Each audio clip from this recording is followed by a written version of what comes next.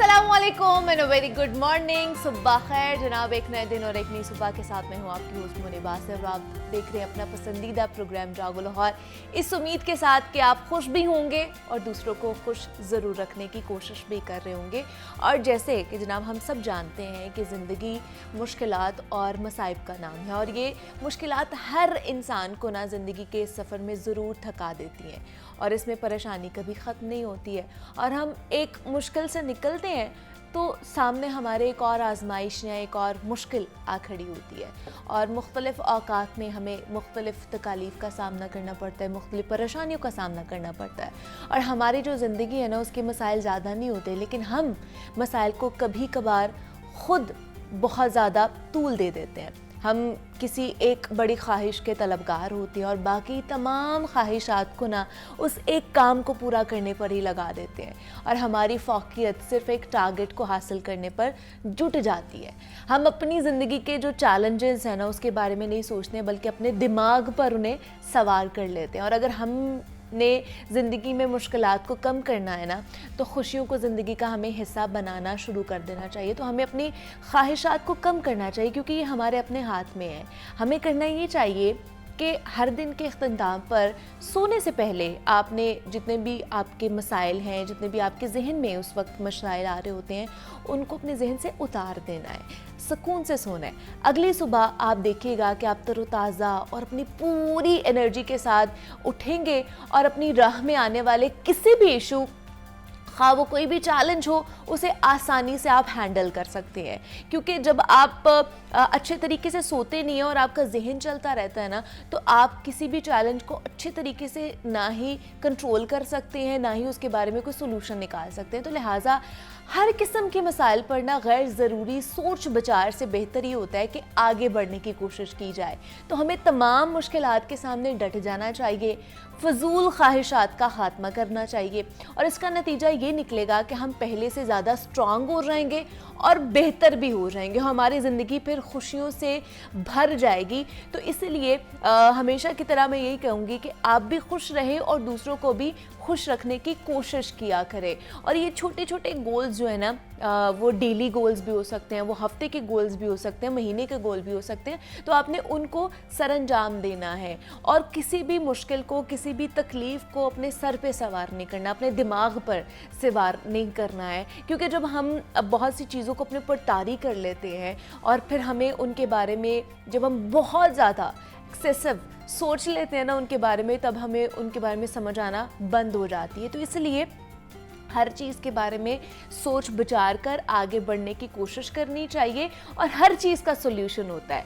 हर तकलीफ़ आती है ना, तो उसके बाद आपको उसकी एक कह लें कि आज़ादी भी उससे आपको मिल रही है। तो एक दरवाज़ा ऐसा होता है जिससे आपको उसका सोल्यूशन ज़रूर मिलता है, लेकिन हम इतना परेशान हो जाते हैं उस चीज़ की वजह से कि हम हर चीज़ भूल जाते हैं। तो इसलिए समझ के साथ, सोच विचारी के साथ हमें उन तमाम तर चीज़ों से निमटने की कोशिश करनी चाहिए, खुश रहना चाहिए और दूसरों को भी खुश रखना चाहिए। जनाब ये आज का पैगाम था। कुछ बात कर लेते हैं सेहत और फिटनेस के हवाले से। और जनाब सेहत के मसाइल जो है वो बढ़ते ही जा रहे हैं। कोरोना, डेंगू, मलेरिया, डायबिटीज़ ने पाकिस्तान में बहुत बुरे असरात मुरतब किए और अभी हम कोरोना की तबाहकारियों से निकले नहीं है कि इसी तरह की एक और ख़तरनाक बीमारी के हवाले से आज हमने बात करनी है कि जिसका खौफ बहुत ज़्यादा बढ़ता जा रहा है कि किस तरह से ये बीमारी नेगलेरिया नामी जो अचानक जानलेवा साबित होने लगी है। नेगलेरिया के केसेस में अमवात की शरह 97% से भी ज़ायद है, जबकि 75% केसेस में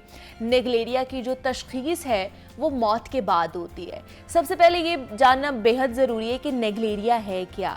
तो नेगलेरिया फ्लोरी किस्म के अमीबा से लाहक होने वाला एक इन्फेक्शन है और नेगलेरिया का अमीबा साफ़ या फिर गर्म पानी में भी पाया जाता है। नेगलेरिया मट्टी, गर्म मीठे पानी, झील, तालाब, गर्म चश्मों में भी रहते हैं और इसके बेशतर केसेस मौसम गर्मा के दौरान सामने आते हैं। और अब गर्मी की शिद्दत का अंदाज़ा आप लोग खुद लगा सकते हैं। और हमारा जो मकसद है ना, सिर्फ यही है कि शहरियों को इस जानलेवा मर्ज़ के बारे में ज़्यादा से ज़्यादा आगाही फराहम करना और जो मुतल्लिका इदारे हैं उनको नेगलेरिया से मुतल्लिक ख़बरदार भी करना। हमने ये भी देखा है कि जनाब इस बीमारी में मुब्तला मरीज़ परसों इंतकाल भी कर चुका है सर्विसेज हॉस्पिटल में। 30 साल उनकी उम्र थी। और नेगलेरिया की अलामात बहुत सारी हैं और बहुत सारे ऐसे केसेस हमारे सामने आ रहे हैं और जिसकी तशखीस मौत के बाद हो रही है। तो आज हम जानने की कोशिश करेंगे ये नेगलेरिया है क्या, इसकी अलामात क्या क्या हो सकती हैं, इसकी तशखीस कैसे की जा सकती है और किस तरह इससे बचा जा सकता है, एहतियाती तदाबीर क्या क्या हो सकती है, इस पर आज हम बात करेंगे। प्रोफेसर डॉक्टर फौजिया अशरफ हमारे साथ इस वक्त इन स्टूडियोज़ में मौजूद हैं, जो कि पैथोलॉजिस्ट हैं और जनरल हॉस्पिटल से जिना हॉस्पिटल से इनका ताल्लुक है। डॉक्टर फौजिया, आपको वेलकम कहती जागो लाहौर में, कैसी हैं आप? बिल्कुल ठीक, thank you very much. Doctor Fauzia, अभी हम कोरोना की तबाहकारियों से निकले नहीं थे और एक और जो है वायरस दोबारा से आ चुका है, नेगलेरिया। क्या है नेगलेरिया और कहाँ से आया ये नेगलेरिया? मुनीबा, नेगलेरिया एक अमीबा है, एक सिंगल सेल अच्छा अमीबा होता है, छोटा सा जरसूमा है जो आप खुर्दबीन से देख सकते हैं। सही। और बहुत रेयर केसेस होते हैं और अगर हो भी जाते हैं तो इनकी डिटेक्शन जो है, इसकी तशखीस जो है यूजुअली नहीं हो पाती। लोग समझते हैं कि शायद तेज़ बुखार चढ़ा, किसी वजह से इन्फेक्शन हुआ और उनकी वफ़ात होगी। ख़ास तौर पे जुलाई, अगस्त, सितंबर के महीनों में, जबकि फ्रेश वाटर जो होता है ना, ठंडा नहीं, गर्म पानी। सही। गर्म पानी, जबकि पानी की सतह कम हो रही हो, पानी का टेम्परेचर ज़्यादा हो रहा हो, ओके, ठीक है ना, यानी टेम्परेचर ज़्यादा हो रहा हो और सतह कम हो रही हो, तो ऐसे पानी में जहाँ पे नीचे मिट्टी होती है, जैसा तालाब हो गया, जी। नहर होगी, जैसा आपने देखा होगा कि आजकल गर्मी है, लोड शेडिंग हो रही है, जवान बच्चे जो होते हैं हर कोई जा रहा है नहर में नहाने, या टीनेजर्स होते हैं जो अंदर छलांग मारते हैं, जैसे वो छलांग मारते हैं जो नीचे मिट्टी होती है वो एकदम से ऊपर आती है। ये अमीबा उस फ्रेश वाटर में जिसका टेम्परेचर गर्म होता है, पानी की सतह कम होती है, टेम्परेचर ज़्यादा होता है, मिट्टी की सतह हिलती है, तो एकदम अमीबा ऊपर आ जाता है। वो नाक के ज़रिए दिमाग में चला जाता है और फिर दिमाग खाना शुरू हो जाता है। इसको कहते हैं ब्रेन ईटिंग अमीबा। तो ये इसको जो तशखीस की जाती है उसको कहते हैं प्राइमरी अमीबिक मेनिंगो एनकेफ्लाइटिस। इसका मतलब है कि अमीबा जो जरसूमा अंदर गया, नाक की झिल्ली से चला जाता है ऊपर दिमाग में और जाता नाक से। ये अगर आपकी मतलब मुंह से नहीं जाता, ये नाक से ही नाक से जाता है। ओके, ठीक, नाक से जाता है और नाक की झिल्ली से होकर इसके एक ये मोबाइल होता है, छोटा सा है, लेकिन वो ट्रेवल करके ऊपर दिमाग में चला जाता है और फिर जाके दिमाग को खाना शुरू हो जाता है। और इतनी सीवियर सिम्टम्स होती हैं कि शुरू में तो बुखार होता है, अच्छा, और हेडेक होती है क्योंकि दिमाग में चला गया, हेडेक होती है, और उसके बाद आहिस्ता आहिस्ता अगर फ़ौरन तशखीस ना की जाए, आज तक आप ये देखें कि 1962 से लेकर 2022 तक जो सर्वे किया गया उसमें मुश्किल से 55-57 लोग बचे हैं बस, आउट ऑफ 162 और 163 इस बीमारी से। यूजुअली 97% ये वर्ल्ड वाइड है या पाकिस्तान की बात करें हम? ये देखें, ये जहाँ अब इसकी कोई जिसको कहते हैं जोग्राफिया, जोग्राफिया मतलब तौर पे इसका नहीं, ऐसी कोई बात नहीं है। नॉर्दर्न एरियाज में भी अब डिटेक्ट होना शुरू हो गया, जहाँ पे टेम्परेचर थोड़ा सा ज़्यादा होगा, फ्रेश वाटर होगा। इसका ओरिजिन नहीं है, मतलब जैसे हमने कोरोना देखा था कि हम सारे कहते थे कि चाइना से आया है या बहुत से और जगहों से आया है, तो इसका ये कहीं पर भी पाया जा सकता है? ये कहीं पाया जा सकता है। इसने अपनी बाउंड्रीज तोड़ दी हुई हैं, जहाँ पे कोई स्पेसिफिक किसी ऐसे एरिया में नहीं है। यूजुअली पहले कहते थे साउथ में, लेकिन अब तो नॉर्दर्न एरियाज में भी जहाँ पे टेम्परेचर पानी का ज़्यादा हुआ, नीचे मिट्टी में से हिली, वो अंदर नाक में गया, नाक से दिमाग में गया और इस तरह से सिम्टम्स आ जाती हैं। जैसा गर्दन तोड़ बुखार होता है, उसके बाद 1 से लेकर 5 दिन तक इसकी किसी टाइम पे अपीयर हो सकती हैं अलामात, और उसके बाद गर्दन तोड़ बुखार वाली सारी सिम्टम्स हो जाती हैं कि स्टिफनेस हो जाती है, नेक की शदीद दर्द होती है, उसके बाद आहिस्ता आहिस्ता समझ नहीं आती, कन्फ्यूजन हो जाती है और फिर पेशेंट की डेथ हो जाती है। तो इसकी मतलब डेथ रेशो बहुत ज़्यादा है, जिस तरह मैंने बात भी की 97% इसकी डेथ रेशो है, और अभी जिस तरह की ख़बरें भी आ रही हैं उससे भी एक बड़ी कह लें कि अलार्मिंग सिचुएशन है हमारे लिए, और बड़ा खौफ पैदा हो रहा है लोगों के अंदर कि पहले कोरोना था, अब ये एक और आ गया जिसका डेथ रेशो बहुत ज़्यादा है। तो इतनी ज़्यादा क्या है कि बहुत जल्दी ट्रांसमिट होता है ये? देखिए, एक बंदे से दूसरे बंदे में नहीं ट्रांसमिट होता, ठीक है, और लकीली ये हम इससे जो है एहतियात के ज़रिए से प्रिवेंशन कर सकते हैं। अच्छा। बचा जा सकता है वो इस तरीके से कि क्योंकि यूजुअली अब इसका क्या ताल्लुक है एज के साथ वो हमें मालूम नहीं है, लेकिन यूजुअली होता है अर्ली टीनेजेस में या यंग आदमी लड़कों में होता है। मे बी ये वजह है कि वो स्विमिंग करते हैं, वाटर स्पोर्ट्स होती हैं, आपने देखा जैसा यहाँ सोजो वाटर पार्क है, मैं जस्ट टू नेम किसी एक को स्पेसिफिक मैं टारगेट नहीं कर रही, लेकिन ऐसी जगह जहाँ पे प्रॉपर डिसइंफेक्शन नहीं होती, प्रॉपर मेंटेनेंस नहीं होती, पूल्स की, स्विमिंग पूल्स की मेंटेनेंस नहीं होती, वाटर स्पोर्ट्स में वाटर की डिसइंफेक्शन क्लोरीनेशन प्रॉपर नहीं होती, वहाँ पे ये चांसेस बढ़ जाते हैं। गर्मियों में यूजुअली आप वाटर स्पोर्ट्स करते हैं और यूजुअली यंग लड़के करते हैं, और जब वो पानी में उनका सर डूबता है और नाक में से चला जाता है तो इसमें खदशा ये होता है कि वो जो नीचे मिट्टी हिली है उसके अंदर से अमीबा ऊपर आया और उसकी नाक की झिल्ली से अंदर चला गया। तो इसमें एहतियात ही हम कर सकते हैं कि अगर आपने नहाना ही है, वाटर स्पोर्ट्स करनी ही है, तो मेक श्योर कि आपका जो गर्दन के लेवल से नीचे पानी रहे और आपका नाक पानी में ना डूबे। और अगर आपने स्विमिंग करनी है एहतियातन फिर भी नोज क्लिप यूज कर सकते हैं। ज़ाहिर है जो स्विमिंग कर रहा है वो फिर प्रॉपर गियर यूज करेगा, अपनी प्रॉपर अपनी हेड कैप पहने, अपनी गॉगल्स पहने, अपनी नोज क्लिप पहन के फिर स्विमिंग करें ताकि नाक की झिल्ली में ना ये जाए। मतलब स्विमिंग पूल में और नहर में तो मेरे ख्याल से ना ही जाए नहाने के लिए, बिल्कुल एहतियात करनी चाहिए। और अगर मैं तो रियली अप्रिशिएट करती हूँ आपके चैनल को कि आप जब कोई बीमारी शुरू होती है आप फ़ौरन उस पर प्रोग्राम करते हैं और उसकी अवेयरनेस की हमें फीडबैक भी आती है। तो ये यूजुअली जो हमारे जवान लड़के भाई हैं, बच्चे हैं, उनको ये पैगाम देना ज़रूरी है कि वाटर स्पोर्ट्स अगर करनी ही है, बहुत ज़रूरी है, तो फिर आप ये ज़रूर प्रिवेंटिव मेजर्स लेके फिर हमें करने चाहिए। अच्छा, इसकी जो खास करके अलामात हैं, साइंस एंड सिम्टम्स में, उसमें क्या हो सकता है और कब ये अपीयर हो सकते हैं, कितनी देर बाद मतलब इसके साइंस एंड सिम्टम्स आ सकते हैं? 1 से लेके 5 दिन तक यूजुअली होते हैं, लेकिन अप टू 12 डेज भी हो सकता है कि आपने स्विमिंग की उसके 10-12 दिन के बाद इलामात शुरू हों। और इसमें होता है तेज़ बुखार होता है और सीवियर हेडेक होती है। अच्छा, ठीक है। और हिस्ट्री ज़रूर होगी कि आप याद नहर के पानी में गए हैं। अच्छा, ये भी हो सकता है कि कंटेमिनेटेड टैप वाटर भी हो सकता है। ये टैंकियाँ, पानी की टैंकी है जो कि साफ़ नहीं की गई और उसके नीचे इकट्ठा हो गया है, मिट्टी इकट्ठी हो गई है, ओपन है। कई दफ़ा आप लोग एहतियात नहीं करते तो पानी की टैंकी में और वो टैप वाटर आ जाता है। और जब आप वुज़ू करते हैं तब भी नाक की झिल्ली से वो ऊपर करीब हमारे दिमाग के और नाक के दरमियान जो बोन है या और साथ नर्व जा रही है ऊपर, नाक की झिल्ली से ऊपर दिमाग में चढ़ जाता है। इसलिए जब आपको यकीन नहीं है कि जो टैप वाटर है वो भी बहुत ज़्यादा साफ़ है तो वज़ू करते हुए बहुत ज़्यादा ऊपर तक नाक में पानी ना चढ़ाएं। ये कुछ एहतियात हैं कि जो बहुत ज़रूरी है। और कोशिश करें कि साफ़ पानी, फ़िल्टर्ड वाटर यूज़ करें अपने वज़ू के लिए भी, पीने के लिए भी।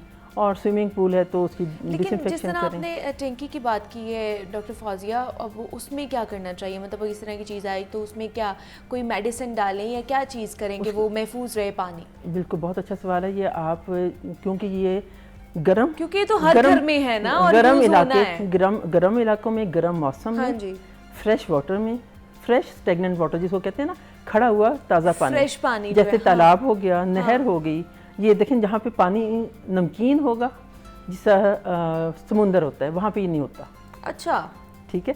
इसलिए ये जो फ्रेश वाटर होगा और खड़ा हुआ पानी मीठा होगा, पानी जो कहता है पानी, ओके, ठीक है। और बहुत ज़्यादा उसकी डेप्थ भी ज़्यादा नहीं होगी, शैलो वाटर होगा, यानी पानी की सतह कम होगी और पानी गर्म होगा और ताज़ा होगा और खड़ा हुआ होगा, तो उसमें ये जो है पाया जा उसमें ये पाया जा सकता है। तो टैंकी के लिए क्या करें, क्या चीज़ या क्या मेडिसिन ऐसी यूज़ कर सकते हैं कि उसमें तो एहतियात ज़रूरी है कि आप जो है ऐसा बहुत लोग कह रहे क्लोरीन मिला जो पानी है ना, वो ही इसका एक हल है। बिल्कुल, मार्च अप्रैल गुजरते ही आपने पानी, घर की पानी की टैंकियाँ साफ़ करा लें। और अगर पानी बहुत देर खड़ा होना है तो वहाँ पे क्लोरीनेशन ज़रूरी है। अच्छा, proper disinfection and chlorination and cleaning. और अपने वाटर टैंक ही करें तो उसमें टैप वाटर जो आएगा वो साफ़ होगा। फिर आप एहतियात, मतलब जब आपने सोर्स से एहतियात कर ली तो फिर आगे आपको फिक्र करने की ज़रूरत है। फिक्र करने की, लेकिन फिर भी एहतियात आप लोगों ने करनी है। कभी भी कोई भी छोटी सी भी भूल हमें वो है ख़तरनाक साबित हो सकती है। अच्छा, जैसे मानसून का मौसम है, आपको पता है बारिशें हो रही है, कल भी आपने देखा कि कितनी बारिश हुई, तो हमारा पूरा जो शहर है वो भीग चुका था और डूब गया था बल्कि। तो इस जो सीज़न है, ये मानसून के सीज़न में भी ये ख़तरे की घंटी हो सकती है? होता ही मानसून से पहले गर्म मौसम में, जुलाई अगस्त सितंबर, ये ज़्यादा। लेकिन ये जिस तरह पानी सारा खड़ा हो जाता है हर जगह, गलियों के बाहर और इलाकों में, तो क्या इससे भी हो सकता है ये? उसकी देखें, जिस तरह आपने कुछ अर्सा पहले सुना होगा कि जो सुएज की पाइप्स हैं, सीवरेज की, वो ड्रिंकिंग वाटर की पाइप के साथ मिक्स हो रही हैं।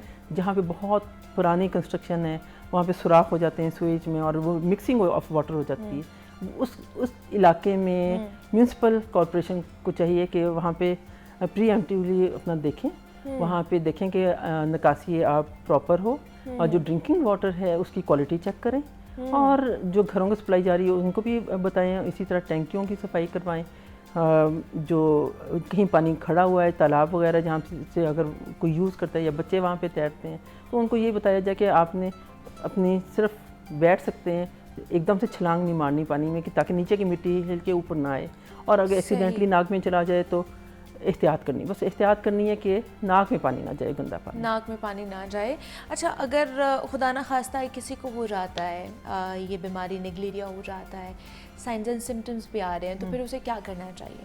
फिर बस एट द अर्लीस्ट आप अपने डॉक्टर से रब्ता करें, और इसमें यूजुअली डायग्नोसिस जो है टाइम लेती है, इसमें फ़ौरन टेस्ट नहीं होते और पता ही तब चलता है जब काफ़ी पेशेंट सीरियस हो जाता है, तो इसमें एहतियात ज़्यादा ज़रूरी है। मतलब अगर साइंस एंड सिम्टम्स आ रहे हैं तो आपके पास कोई रिवर्स नहीं है? मेडिसिन हैं, डेफिनेटली मेडिसिन हैं, एंटीबायोटिक्स भी हैं, कुछ एम्फोटेरिसिन भी है, स्टेरॉइड्स हैं, कॉम्बिनेशन ऑफ डिफरेंट ड्रग्स है जो कि यूज़ करते हैं डॉक्टर्स।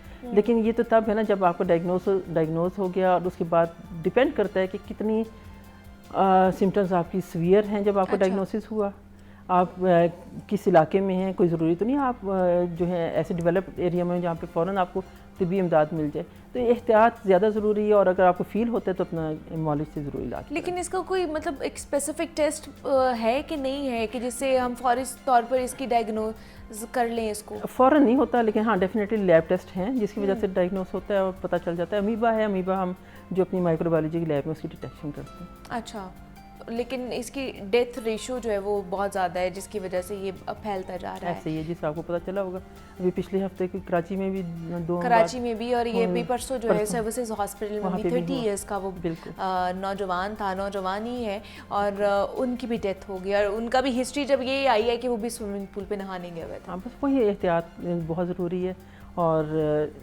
तालाब, नहर, टैप वाटर जो कि क्लीन ना हो, तो बस एहतियात करनी है कि नाक में आपका जो पानी जो जा रहा है वो क्लीन हो।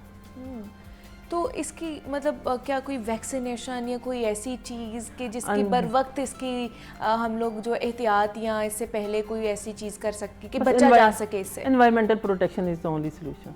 अच्छा, हाँ, और अगर पता चल गया तो फिर आप अपनी मॉलिज से रब्ता करें, और फिर उसमें हम मेडिसिन देते हैं जिसकी वजह से जो लोग बचे हैं वो इसी वजह से बचे हैं कि उनकी अर्ली ट्रीटमेंट हो गई, अर्ली ट्रीटमेंट हो गई है। लेकिन ये इस दफ़ा मैंने तो मतलब अगर मैं सच बताऊं तो मैंने ये पहली दफ़ा ये इसका नाम सुना है नेग्लेरिया, इससे पहले मैंने ये वायरस या अमीबा रॉयल्स का नहीं सुना। तो पाकिस्तान में पहले भी इसके केसेस निकले हैं या ये फर्स्ट टाइम है? नहीं, बिल्कुल, ये तो काफ़ी पुरानी बीमारी अमीबा है। अमीबा आप देखें कि ये जिसे वो कहते हैं आप अमीबाइसिस कहते हैं, वो भी एक टाइप का अमीबा होता है। ये भी एक किस्म का अमीबा है जिसमें सिंगल सेल होता है। ये इंडिपेंडेंटली फ्री लिविंग भी हो सकता है और पैरासाइट भी हो सकता है कि जिसमें वो इंसान या जानवर जिसमें वो गया उसकी मशीनरी इस्तेमाल करता है और अपनी अफसाइशी नस्ल करता है, मूव करता है। उसी तरह अपनी फिंगर लाइक प्रोजेक्शन होता है जिससे अपने खुराक लेता है और मूव करके ऊपर चला जाता है, ब्रेन में जाता है, ब्रेन में जाके खाना शुरू हो जाता है उसको, जिसको कहते हैं कि ब्रेन ईटिंग अमीबा है ये वाला। तो अगर दिमाग में इन्फेक्शन होगी उसके बाद फिर जो आपके दिमाग की झिल्ली है जिसको मेनिंजेस कहते हैं और दिमाग है उसकी सोजिश हो जाती है, जिसकी वजह से फिर अपनी स्टिफनेस ऑफ नेक हो जाती है जिसको गर्दन तोड़ बुखार कहते हैं। सारी अलामत गर्दन तोड़ बुखार जैसी हो जाती हैं। शुरू में तो तेज़ बुखार होगा और ये हेडेक होगी, नोज़िया वॉमिटिंग होगी, और उसके बाद अगर टाइमली इलाज ना हो तो फिर उसके बाद गर्दन तोड़ बुखार जैसी अलामत आ सकती है और फिर जाहिर है ये फिर काफ़ी सीरियस हो सकता है। तो फिर इसको मतलब उस पेशेंट को बचाना बहुत ज़्यादा चैलेंजिंग हो जाता है। बिल्कुल, तो इसलिए जिस तरह आपने अपने चैनल की तवज्जो से बता रही हैं कि एहतियात लाजमी बहुत ज़रूरी है। अब देखें आपने कल कितनी बारिश हुई, नहर 2 दिन पहले जब बहुत तेज़ गर्मी थी, पानी नहर का पानी जो था नीचे गया हुआ था, गर्म पानी था और बच्चे डुबकियां लगा रहे थे। जब डुबकी लगाते हैं या छलांग मारते हैं तो नीचे से मिट्टी ऊपर आती है, सही, और फिर वो सर अंदर डालते हैं और ये टिपिकल सिनेरियो जिसमें वो ऊपर जाने का चांस है। तो अगर आपने जाना ही है तो चलें, आप बस आराम से चले जाएं, पानी में उतर जाएं, अपनी गर्दन से नीचे नीचे पानी में रहें और अपना ठीक है कोई थोड़ी आपने अपना रिलैक्स किया और बाहर निकल आए। लेकिन छलांगे ना मारें, मिट्टी जो निचली सतह की मिट्टी है तालाब में या नहर में वो हिले ना। और उसके लेकिन फिर गवर्नमेंट इंतज़ामिया क्या कर सकती है इस हवाले से, किस तरह का इनिशिएटिव लेना चाहिए? बिकॉज़ अगर ये इसी तरह चलता रहा तो बहुत ज़्यादा पेशेंट्स आना शुरू हो जाएंगे। एक तो हमारा फिर हेल्थ सेक्टर भी आपको पता है कि इतना वो नहीं है कि इतना बोझ उठा सके, और दूसरा कि इसकी डेथ रेशो बहुत ज़्यादा है। तो अभी से इसके हवाले से हमें इकदाम करने की ज़रूरत है। बिल्कुल, इसलिए ज़रूरी है कि अगर नहर है या तालाब हैं या जिस तरह वाटर पार्क्स हैं वहाँ पे प्रॉपर उनकी क्लीनिंग हो इस पब्लिक के लिए खोलने से पहले। सही, कंप्लीट डिसइंफेक्शन हो, क्लोरीनेशन हो और फिर प्रॉपर मॉनिटरिंग हो। हर रोज़ उनकी कम से कम आप जो है क्लीनिंग को, डिसइंफेक्शन को, क्लोरीनेशन को मॉनिटर करें और वक्तन फ़वक्तन उसके वाटर टेस्ट कराते रहें कि कोई इस समय अमीबा डिटेक्ट तो नहीं हुआ। तो इसका हल यही है कि क्लोरीन जो है वो डाला जाए पानी के अंदर। हाँ जी बिल्कुल, पानी की सफाई हो।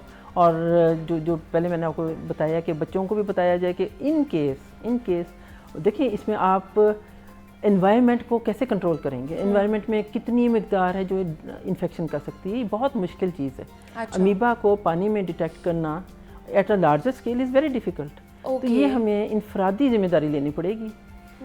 हमें अपने बच्चों को अपने जो इस तरह की वाटर स्पोर्ट्स में जाते हैं या नहर में जाते हैं या वर्कर्स जो इस तरह की जगह पे काम करते हैं जिनको क्लीनिंग करनी पड़ती है वो भी हो सकते हैं, तो उन सबको एक अवेयरनेस की ज़रूरत है कि ये चीज़ है, अमीबा हो सकता है, इन जुलाई अगस्त सितंबर के महीनों में ख़ास तौर पे होता है, उसकी अलामात ये होती हैं और अगर हो तो नज़र रखनी चाहिए और एक दूसरे को बता के ऐसे। अच्छा, हम इसमें रिसर्च में ऐसा तो कुछ नहीं है ना कि कोई मतलब एज लिमिट भी है या कुछ भी है? नहीं, एज लिमिट कोई नहीं है, एज लिमिट बिल्कुल नहीं है। लेकिन ब्रैकेट की जो है स्टैटिस्टिक्स ये बताती हैं कि यूजुअली टीनेजर्स और अर्ली एज के जो यंग मेन एंड बॉयज़ वो अफेक्टेड होते हैं, क्योंकि वही ये लोग ज़्यादा मतलब स्पोर्ट्स की जो एक्टिविटीज़ है उसमें इन्वॉल्व होते हैं। ऐसे तो हम किस तरह की मतलब अवेयरनेस ही ज़्यादा से ज़्यादा फैला सकते हैं? और एक से नया वायरस आता जाता है, हम एक परेशानी से निकलते हैं। डॉक्टर फौजिया, कोरोना का आपको पता है हम लोगों ने कितनी इसके बारे में अवेयरनेस फैलाई है और आप लोगों से भी हम लोगों ने इतनी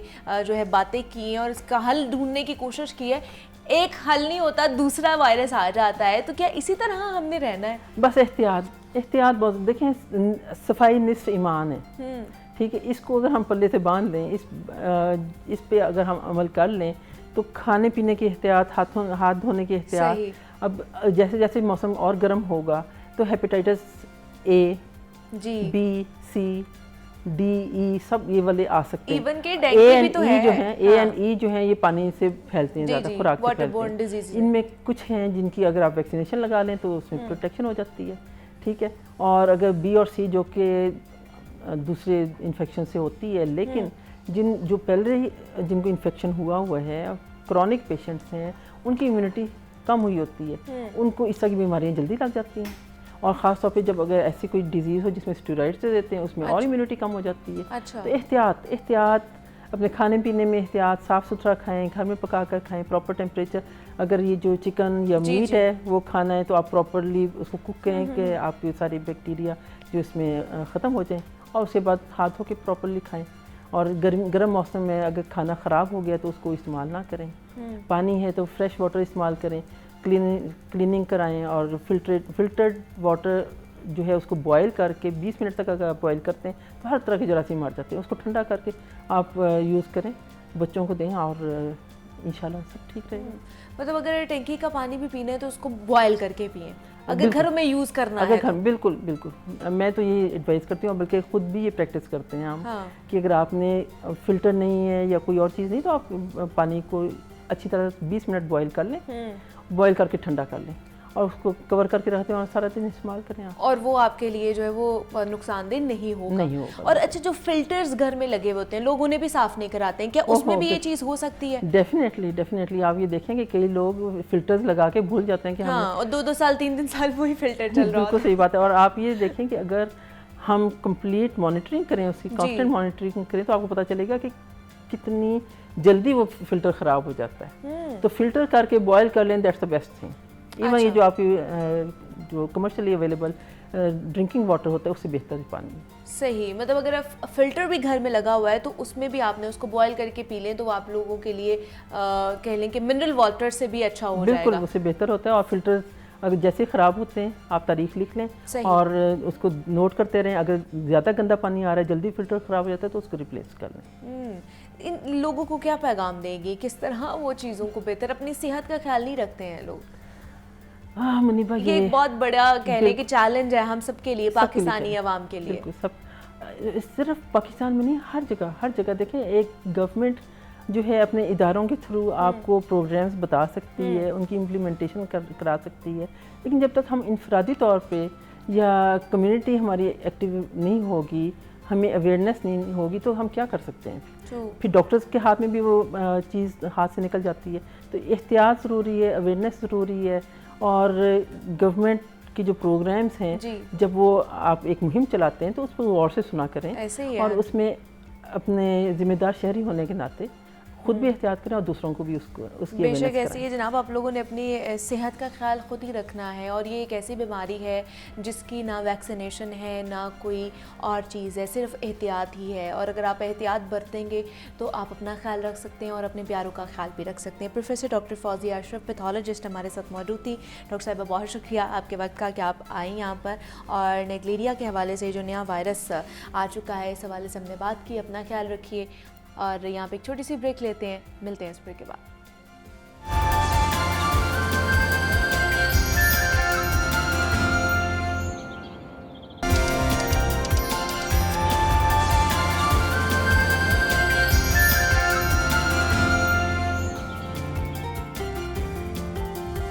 वेलकम बैक टू जागो लाहौर। जनाब सेगमेंट है हमारा लाहौर की दुनिया, जिसमें हम शहर लाहौर के हवाले से बात करते हैं। तो जनाब शहर लाहौर में मुख्तलिफ डेवलपमेंट के प्रोजेक्ट्स इस वक्त चल रहे हैं, कुछ मुकम्मल हो चुके हैं जिनका इफ्तिताह भी कर दिया गया है, लेकिन जैसे ही बड़े अंडरपासेस के हवाले से अगर बात की जाए तो प्रोजेक्ट मुकम्मल हुए हैं और बारिश के बायस हर जगह गाड़ियाँ, रिक्शे डूबे हुए हमें नज़र आते हैं और बारिशों की वजह से लोगों की मुश्किलात में इजाफा होता जा रहा है। रास्ते टूट फूट का शिकार हैं, बारिश के बाद अंडरपासेस बंद हो चुके हैं और आपने अंडरपास का हाल देखा ही होगा। CBD जो नया कलमा चौक अंडरपास हमारा बना है कि वो ऐसे लग रहा है कि शायद हम किसी स्विमिंग पूल की जो फुटेजेस वो देख रहे हैं।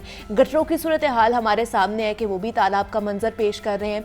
इंतज़ामिया जिन्होंने बड़े बड़े पावर प्रोजेक्ट्स का आगाज़ किया वो कुछ इकदाम करते नज़र आते हैं, लेकिन मानसून की बारिशें शहरियों के लिए हैरान कुन सूरत हाल पैदा किए हुए है। तो ये तमाम तर सूरत हाल कब ठीक होगी, इदारे अपना काम कब मुकम्मल करने की कोशिश करेंगे, कौन कौन से प्रोजेक्ट्स हैं जो मुकम्मल हो चुके हैं, कौन कौन से प्रोजेक्ट्स की डेडलाइन गुजर चुकी है लेकिन वो मुकम्मल नहीं हुए हैं, इस पर बात करेंगे। स्टूडियो में हमारे साथ मौजूद हैं ज़ैनुल आबदीन है, नुमाइंदा लाहौर न्यूज़ है, उनसे जानेंगे इन तमाम तर सूरत हाल की जनाब सिचुएशन क्या है। ज़ैन आपको वेलकम कहती हूँ जागो लाहौर में, कैसे हैं आप? अच्छा हूँ मैं, आप बताएं। मैं भी बिल्कुल ठीक ठाक। ज़ैन सूरत हाल आपने देखी है, CBD जो नया अंडरपास बना है, थोड़ी सी मौसम की सूरत हाल या सवरेज के हवाले से भी बात कर लेते हैं, उसके बाद हम डेवलपमेंट जो प्रोजेक्ट्स है उस पर आएंगे। अभी ये नया बना है हमारा अंडरपास, कलमा चौक अंडरपास, और उसकी सूरत हाल देख रहे थे आप कि क्या है? वो तो ऐसे स्विमिंग पूल लग रहा है, ये छोटी नहर लग रही थी वो तो। बिल्कुल ऐसे ही है मुनीबा, और मैं समझता हूँ कि आपने अभी भी थोड़ा सा उसको कम बताया। मैं समझता हूँ कि वो एक डैम बन चुका है, उसमें पानी महफूज करके बांध लगाना बहुत ज़रूरी है। हाँ, उसको बंद लगा के तो उसके बाद इससे बिजली पैदा करना शुरू करें। इस वक्त मुल्क को बिजली की ज़रूरत है, इन अंडरपासेस की ज़रूरत नहीं है। मैं समझता हूँ कि कलमा अंडरपास जिसमें 420 करोड़ रुपए इस अवाम के लगे, इस इंतज़ामिया ने अवाम के उन 420 करोड़ रुपयों को पानी में डबो दिया। पानी फिर गया उसके ऊपर, पानी फिर गया। इनको होश के नाखून लेने चाहिए, इस पे शर्म करनी चाहिए कि 26 जून को जब बारिश हुई तो उस वक्त पता चला कि कलमा अंडरपास जिस पे हाल ही में 4 अरब 20 करोड़ रुपए लगे हैं, वहां पे निकासी आब के लिए कोई पंप ही मौजूद नहीं है। 4 अरब 20 करोड़ कोई छोटी रकम नहीं है, बहुत बड़ी रकम है। इस मुल्क में हर वक्त एक ही बहस है, चाहे चौक चौराहे पे चले जाएं, चाहे इवाने बाला में चले जाएं, घरों में चले जाएं, लोग कहते हैं कि मुआशी सूरत हाल बहुत ख़राब है। आपने एक अंडरपास की रीमॉडलिंग पे 4 अरब 20 करोड़ रुपया लगाया और आपकी कहाँ पे थी वो इंजीनियरिंग के आपने वहाँ पे पंप ही नस्ब नहीं किए। कोई ऐसा वहां पे सबमर्सिबल पंप मौजूद नहीं है जो कि गंदे पानी को, बारिशी पानी को निकास उसका कर सके। उसके बाद नहीं तो इनको लग रहा था कि बारिश नहीं होगी और इस पे बारिश नहीं बरसेगी, ब्लू लेन बना दी। अच्छा, इससे पहले जैसे मैं आपसे बात करी थी कि पहले भी अंडरपास था, ये कलमा चौक अंडरपास था, अब इसको दोबारा बनाया गया, वहां पर तब नहीं देखा गया कि इतना पानी खड़ा हुआ है। 2015 में jail road signal free corridor और कलमा अंडरपास तमीर किया गया। 2015 से लेके ये 2023 तक मैं कंटिन्यूसली रिपोर्टिंग करता रहा हूँ जब भी मॉनसून आता है किसी भी इदारे से, लेकिन इस अंडरपास में ऐसे बारिशी पानी कभी भी जमा नहीं हुआ जिस तरह इस अंडरपास में इस बारिश में हुआ 26 जून की बारिश में। अब कल की बारिश की सुने, कल 5 जुलाई, कल भी बारिश बरसी। हुकूमत कहती है कि 291 मिलीमीटर बारिश हुई, 30 साल रिकॉर्ड टूट गया। खैर वो तो भी बहस तलब बात है कि टूटा है कि नहीं टूटा, उसके ऊपर भी तहकीक हो जाएगी कुछ देर में।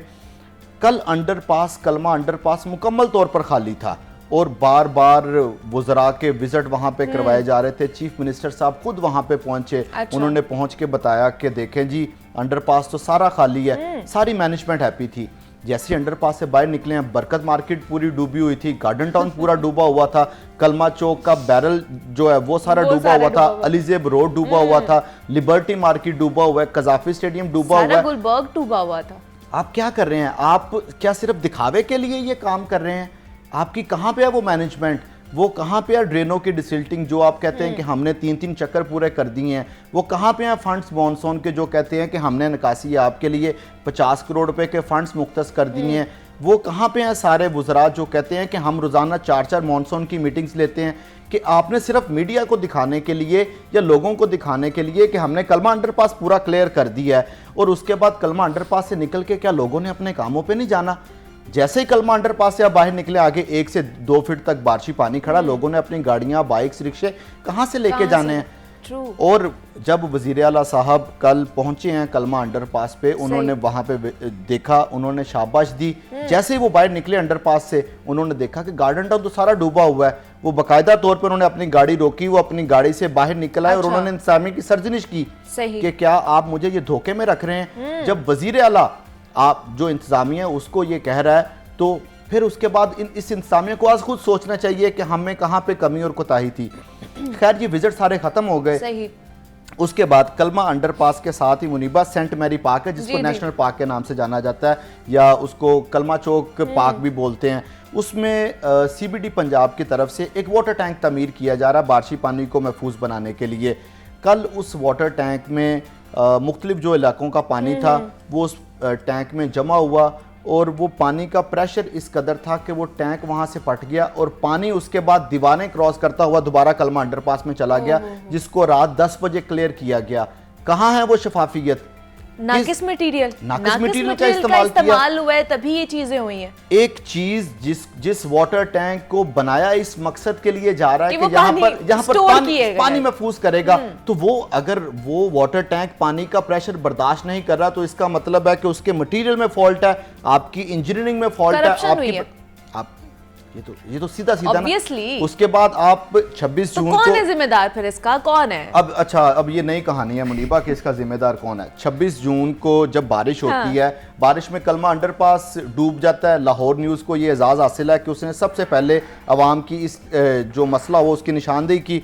उसके बाद लाहौर न्यूज़ की खबर के ऊपर वज़ीर आज़म शहबाज शरीफ साहब एक्शन लेते हुए एक फैक्ट फाइंडिंग कमेटी बना देते हैं। अच्छा। फैक्ट फाइंडिंग कमेटी को ये मैंडेट दिया जाता है कि 7 रोज़ में आप इस मामले की इंक्वायरी करेंगे, ये कलमा अंडरपास क्यों डूबा, इसके कल्प्रेट कौन है, अच्छा। उनको सजाएं रिकमेंड करें, और साथ में कमेटी को ये मैंडेट दिया जाता है कि फ्यूचर में इस तरह के वाकयात से किस तरह बचा जाता है। 26 तारीख को ये बारिश थी, आज 6 जुलाई है, आज तक वो फैक्ट फाइंडिंग जो रिपोर्ट है वो भी मंजिल आम पर नहीं आ सकी, ना ही इसके जो कल्प्रेट हैं उनको कोई सज़ा दी जा सकी है, ना ही कॉन्ट्रैक्टर के ऊपर कोई पेनल्टी डाली जा सकी है।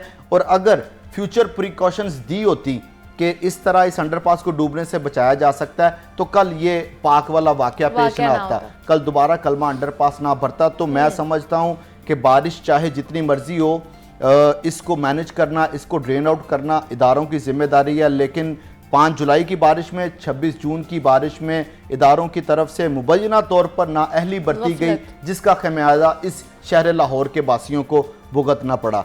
इससे बड़ी बात, बारिशी पानी के निकास के लिए ये तमाम इदारे अंडर वन अम्ब्रेला काम नहीं कर रहे। ये सिर्फ इस चीज़ का इंतज़ार कर रहे हैं कि लोग आहो बका करें, लोग दुहाइयाँ दें, लोग झोलियाँ उठा उठा के इनको बददुआएं दें। कल नहर ओवरफ्लो हो गई। एग्जैक्टली आपने देखा होगा एक फनी न्यूज के मछली तक बाहर आ गई। बिल्कुल ऐसे मछलियां देखी गई हैं सड़कों पे। ऐसे ही इसका मतलब है कि नहर का जितना पानी था वो एक दफा बाहर आया ना। 26 जून को जब बारिश हुई थी तब भी ये पंजाब हुकूमत कहती है कि नहर ओवरफ्लो हो गई, जिसकी वजह से जो नहर का पानी था वो आबादियों में दाखिल हो गया। कल की बारिश में भी नहर ओवरफ्लो हो गई, मुल्हिका आबादियों में दाखिल हो गया। 7-8 दिन बाद भी आप ये नहीं सोच सके कि हमने नहर को ओवरफ्लो होने के लिए किस तरह बचाना है। वैसे भी प्रेडिक्शन की जाती है ना प्री मॉनसून की कि कितनी बारिशें होंगी, कितनी मिलीमीटर बारिशें होंगी। पीडीएम में अलर्ट पे अलर्ट जारी कर रहा है और वो कह रहा है कि क्लाइमेट चेंज है, इस क्लाइमेट चेंज से लाहौर ने इफेक्ट करना है, बारिशें मॉडरेट से हैवी रेन की तरफ जा सकती हैं और आप उसकी तैयारी नहीं कर रहे। नहर ओवरफ्लो हो गई है। चीफ मिनिस्टर और जो निगरान वुज़रा हैं वो सेक्रेटरी इरिगेशन को फ़ोन करके बार बार रिक्वेस्ट कर रहे हैं कि खुदारा पीछे से वो इसका बंद कर दो ताकि नहर के अंदर पानी जो है वो कम हो सके, लेकिन उन्होंने नहीं सुनी। नहर उसके बाद ओवरफ्लो होना शुरू हुई। हरबंसपुरा के साथ ताजपुरा की आबादी, चाइना स्कीम की आबादी, मुगलपुरा, उसके बाद हिबा खातून अंडरपास, हरबंसपुरा अंडरपास, ये सारे इलाके डूब गए। किस चीज़ का इंतज़ार कर रहे होते हैं? कहाँ पे जो प्लानिंग है वो आप प्लानिंग का फुकदान है, आप लोग इस चीज़ को क्यों नहीं सोच रहे? अभी फिर महकमा मौसमियात की तरफ से अलर्ट जारी है। अभी इन चीज़ों को बेहतर कर लें, अभी देख लें कि किस तरह तमाम इदारे अंडर वन अम्ब्रेला काम करेंगे तो हम लाहौर के बासियों को रिलीफ फराहम कर सकते हैं। आप बिलीव करें एक नहीं तो ये वासा की तरफ से जो डिसल्टिंग का मामला सारा होता है कि प्री मॉनसून के पहले ये सारी चीज़ें करनी है, वो की जाती हैं? देखें जी, वो की तो जाती हैं और वो दिखाई भी जाती हैं। अच्छा। लोगों को इस चीज़ से गर्ज नहीं है कि आपने कितनी ड्रेनों की डिसिल्टिंग की है, आपने कितने टन उसमें से कूड़ा निकाल लिया है, आपका पानी का फ्लो कितना है। ये है इदारों की अपनी टेक्निकल गुफ्तगू। इदारे अपने टेक्निकल गुफ्तगू अपने पास रखें। लोगों को ये चाहिए कि हमें रिलीफ किस तरह मिल रहा है। ये मैं बैठा हूँ, आप बैठे हैं, आपकी ये सारी टीम बैठी है, आपके कैमरामैन यहाँ पे हैं, इनको इस चीज़ से कोई गर्ज नहीं है कि आपने नालों में से सिल्ट निकाल ली है या नहीं निकाली। आप जितनी मर्जी प्रेस रिलीज जारी कर दें, जितने मर्जी विजिट करवा दें, जितने मर्जी ट्रक दिखा दें, हमें इस चीज़ से गर्ज है कि हमारी गली में, हमारे मोहल्ले में, हमारी सड़क पे जो बारिशी पानी खड़ा है उसका निकास क्यों नहीं हो रहा। आप बिलीव करें कि लोग, क्योंकि हम सारा दिन फील्ड में रहे, बाकी रिपोर्टर्स भी फील्ड में रहे, तो लोगों के साथ इंटरेक्शन होता रहता है, उनसे इंटरव्यू किए जाते हैं कि आपकी क्या फीलिंग है। जब तक बारिश हो रही होती है कोई बंदा ये आवाज़ नहीं उठाता कि यहाँ से बारिशी पानी का निकास कर दो। लोग समझदार हैं, लोगों को पता है कि जब बारिश होनी है तो वो पानी जमा होना है। हाँ, लोग कब आहो बुका करते हैं कि जब बारिश थम जाती है, इनकी डेडलाइन होती है कि हम 3 घंटे में निकास कर देंगे और 10 घंटे बाद भी बारिशी पानी का निकास नहीं होता, तो फिर लोग क्या कहें। आप बिलीव करें कि ये दोनों जो बारिशें हुई हैं, एक तो मुहावरतन होता है, वाकई ही लाहौर में निज़ाम ज़िंदगी मफलूज होकर रह गया था। कल की बारिश में लाहौर के किसी भी हिस्से की जानिब नज़र दौड़ा लें, किसी भी जगह का विजिट कर लें, ऐसी है हर चीज। कहते वो पंजाबी में एक मुहावरा न ज़हन के गोडे गोडे पानी। हाँ, तो ये हो गया था कल। बिल्कुल ऐसे, उसमें कोई शक नहीं है। आप रंग महल चले जाएं, गुमटी बाजार चले जाएं, अंदरून शहर दिल्ली गेट, भाटी गेट के इलाके देख लें, या आप लाहौर की आउटर पेरिफेरीज शादरा, फरखाबाद और ये सारे इलाकों में चले जाएं। सेंट्रल लाहौर अलामा इकबाल टाउन देख लें, जोहर टाउन के इलाके देख लें, गुलबर्ग के इलाके देख लें, या रायवन रोड पे चले जाएं। आपको कोई ऐसा इलाका नहीं मिलेगा जहां पे बारिशी पानी जमा ना हो। और ये सिर्फ बारिशी पानी नहीं है, इसमें जो ड्रेन का पानी है वो भी शामिल है, जो कि नाले ओवरफ्लो होके सड़कों के ऊपर पहुंच गए हैं। कल गुलशन रावी का जो नाला था वासा का, अगर आपने ड्रेनों की इतनी डिसिल्टिंग की थी तो ओवरफ्लो क्यों हुआ? वो पानी भरने की वजह से क्यों बिफरा? और साथ में जो एंटी PND कॉलोनीज हैं वहां पे वो गंदा पानी क्यों चला गया? अगर आपने नालों की डिसिल्टिंग की थी तो कल खाड़क ड्रेन क्यों टूटी? और खाड़क ड्रेन, अलामा इकबाल टाउन का पानी, हुमा ब्लॉक, रचना ब्लॉक और ये जो 3 नंबर स्टॉप और ये सारा समनाबाद की जो एरिया है वहां पर वो पानी किस तरह जमा हो गया। अगर तो आपके ये सारे इंतजामात बेहतर थे तो नहर किस तरह ओवरफ्लो हो गई। तो ये जो सवाल आप कर रहे हैं ये इंतजामिया नहीं करती है इदारों से, या वजीर आला साहब नहीं करते हैं वासा से? देखें जी मुनीबा, उनके पास इस वक्त बड़ा अच्छा एक जवाब है और बड़ा अच्छा बहाना मिल गया कि जी 291 मिलीमीटर बारिश हुई है और 10 घंटे में बारिश हुई है, 30 साल रिकॉर्ड टूट गया है। जब 30 साल रिकॉर्ड टूट जाए तो फिर इस अननेचुरल बारिश को किस तरह जो हैंडल है वो किया जा सकता है, किस तरह निकास कर सकते हैं। उन्होंने तो अपने आगे एक अच्छा सा बंद लगा लिया, जो उन्होंने कलमा चौक अंडरपास पे बंद लगाना था ना, वहां पे बंद लगाने के बजाय उन्होंने अपने सामने लगा लिया कि जितने भी सहाफियों के सवाल आएंगे या जितना भी अवाम का क्रिटिसिज्म होगा उसको उस बंद के जरिए बर्दाश्त कर लेंगे। अब जिस भी ये मैनेजरियल ब्यूरोक्रेसी या सियासतदान से पूछा है उसने कल यही कहा कि देखें जी इतनी ज़्यादा बारिश हो गई है, पानी देखे सिस्टम तो चल रहा है, सवाल ये है कि आपने सिस्टम को इन्हांस करने के लिए आज तक इकदाम क्या किए हैं। आप तो ये वाटर टैंक नहीं मुकम्मल कर सके तो ये लोग आपसे क्या जो मुकम्मल हुआ है वो देख लें उसका क्या हाल है। कल लॉरेंस रोड भी डूबा हुआ था। भाई कहाँ है आपका वो वाटर टैंक जिसमें आप कहते थे कि 40 लाख गैलन पानी महफूज कर लेंगे, वो वाटर टैंक बनाने के बावजूद लॉरेंस रोड डूबा हुआ था। आपको अगर कभी इत्फाक हो, माजी में भी हुआ होगा, फ्यूचर में भी आप देखें कि जिन जगह पे पानी खड़ा होता है ना वहाँ पे ये वासा की मशीनरी खड़ी होती है, बड़े बड़े ट्रक खड़े होते हैं, उनके ऊपर वो टैंकर से होते हैं। भाई वो टैंकर ने पानी थोड़ी निकालना है, वो टैंकर तो इस काबिल ही नहीं है। उस टैंकर में मैक्सिमम पानी आ जाएगा 200 गैलन 300 गैलन, जमीन के ऊपर तो 1 लाख गैलन पानी पड़ा हुआ है। तो अवाम को दिखाने के लिए कि देखें जी हमारी मशीनरी खड़ी है, हम काम कर रहे हैं। तो मेरा ख्याल है कि ये शोबदाबाजी से निकल के सिस्टम को बेहतर करने की ज़रूरत है। लास्ट टाइम भी आपके प्रोग्राम में मैंने कहा था कि ये इनके बाहर निकलने से ये पानी ड्रेन आउट नहीं होगा, ये सिस्टम को इन्हांस करने से। हम तो चाहते हैं बाहर आएँ और हमारे शो में भी आएँ ताकि हमारे जितने भी सवालात हैं उनके जवाब दें, लेकिन आते ही नहीं है। हमने तो वासा की जितनी भी इंतजामिया उनसे बात करने की कोशिश की है। चलिए टेलीफोन लाइन पर ही आ जाएं। मुझे लगता है आपके तीखे तीखे सवालों से डरते हैं। वो तीखे सवाल नहीं है, वो हकीकत है जो हम लोग भुगत रहे होते हैं, क्योंकि हमने भी घर जाना होता है। कल जिस तरह हम ऑफिस पहुंचे हैं जैन, हमें भी पता है कि किस तरह वो इतनी बारिश में हम ऑफिस पहुंचे हैं और जो लोग थे वहां पर कितनी मुश्किलात का शिकार थे उस वक्त कि सड़कों पर पानी ही पानी है। देखिए जी, लोगों की गाड़ियां डूबती हैं, उनकी बाइक्स डूबती हैं। ये जो बड़ी बड़ी गाड़ियां होती हैं ना, इनका कोई नुकसान नहीं होता, ऑब्वियसली कोई नुकसान नहीं होता। और वो वैसे भी प्रोटोकॉल में निकलते हैं। आगे पुलिस की गाड़ियां, स्क्वाड लगे हुए हैं, रूट लगा हुआ है। जो जिस सड़क पे पानी कम होगा वो रूट निशानदेही कर देगा कि आप यहाँ से चले जाएं। तो उनको बारिश का क्या पता चलना है।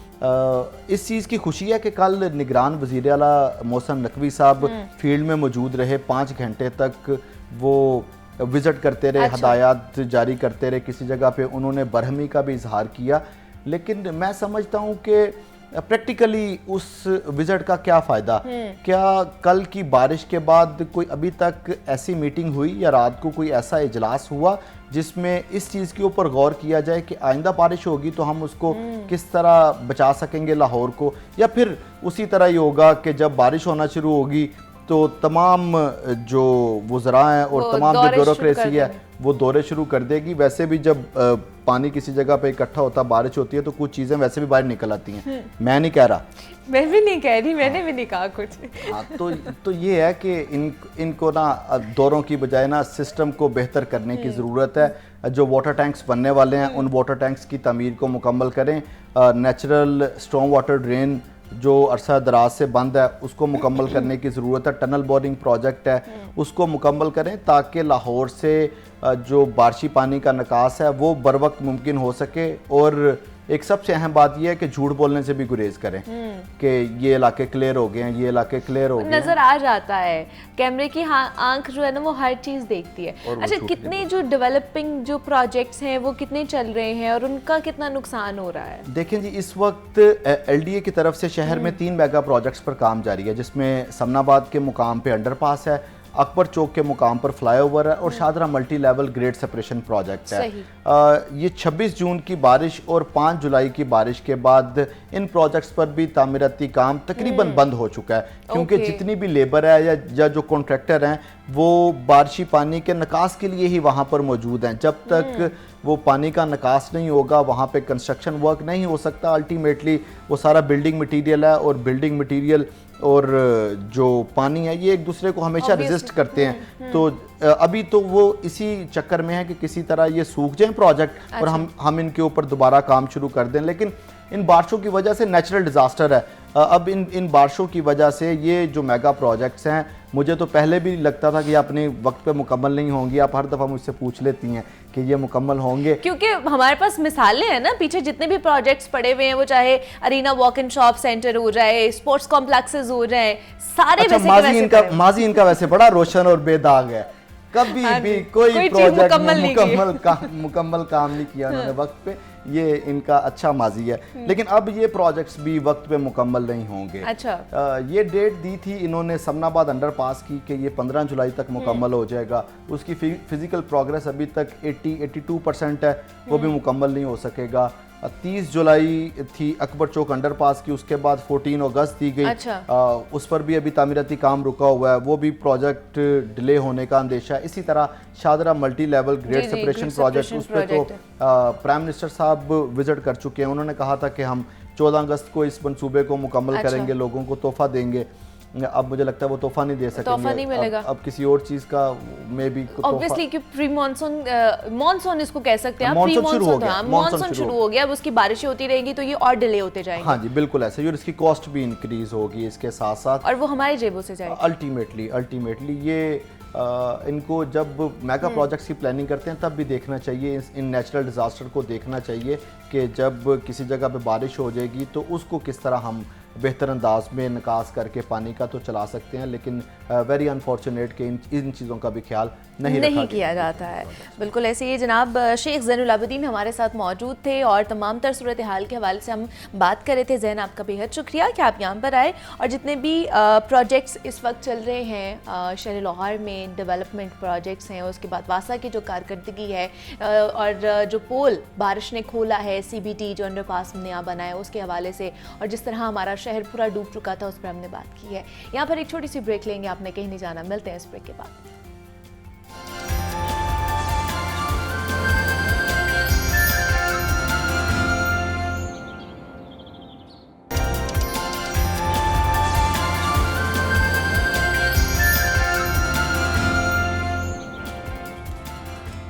वेलकम बैक टू जागो लाहौर। जनाब कुछ सेहत और फिटनेस के हवाले से बात कर लेते हैं, और जनाब योगी नईम साहब हमारे साथ मौजूद हैं और वो आज हमें कौन कौन सी योगा टिप्स देने वाले हैं उनकी तरफ चलते हैं और आज की योगा के हवाले से उनसे जानते हैं। जी योगी साहब बताइएगा, क्या बताने वाले हैं आज हमें? आज जो है वो पेट के अमराज पे बात करेंगे।